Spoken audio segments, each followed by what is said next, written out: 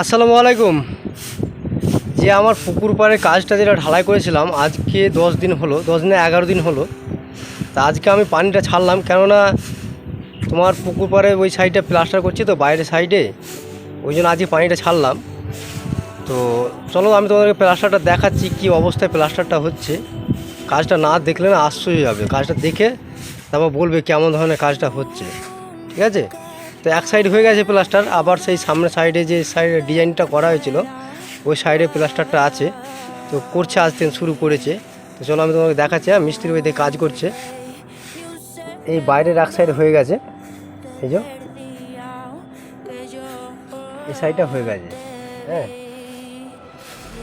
লাভ থেকে এবার এসে পুকুর পাড়ে ওই সাইডে করছে। বাবা, আমার লেবার ছাদ পরিষ্কার করছে, দেখেছো কী অবস্থা?